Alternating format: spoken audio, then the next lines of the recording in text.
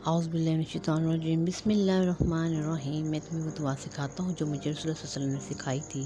اگر تم پر پہاڑ جیسا بھاری قرض بھی ہوگا تو اللہ اسے ادا کر دے گا۔ یہ دعا کیا کرو: اللہم اکفنی بحلالک عن حرامک واغننی بفضلک عمن سوا۔ اے اللہ، مجھے حلال دے کر حرام سے بچا دے اور اپنا فضل دے کر اپنے سوا دوسروں سے بے نیاز کر دے۔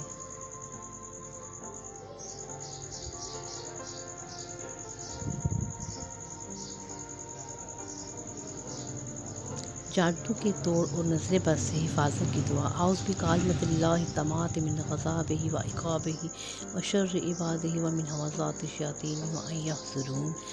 جو شخص صبح شام 3 بار اس دعا کو اہتمام کے پڑھے گا، انشاءاللہ جادو کی حملے اور نظر بد سے محفوظ رہے گا۔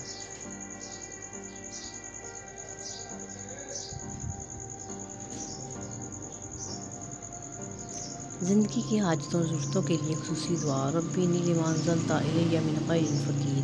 اے میرے رب، اس وقت جو نعمت مجھ پر اتاری میں اس کا محتاج ہوں۔ حضرت عبداللہ بن عباس فرماتے ہیں، حضرت موسیٰ علیہ السلام جب مسجد سے نکلے، ان کے پاس کھانے کی کوئی چیز نہ، سبزیاں درختوں کے پتے کھا کر سفر طے کرتے رہے۔ جب مدین پہنچے تو بکریوں کو پانی پلا کر سائے میں بیٹھے، بھوک سے برا حال تھا۔ یہ دعا پڑھی تو اللہ تعالیٰ نے سب کچھ بندوبست فرما دیا۔ وسوسوں کو ختم کرنے کی دعا: حضرت عائشہ رضی اللہ عنہا سے روایت ہے کہ نبی نے فرمایا کہ جس شخص کو وسوسے آتے ہوں 3 بار یہ دعا کرے: آمنا باللہ و برسولہ، ہم اللہ اور اس کے رسولوں پر ایمان لے آئے ہیں۔ رسول اللہ صلی اللہ علیہ وسلم نے ارشاد فرمایا، سورۃ فاتحہ ہر مرض کی دعا ہے۔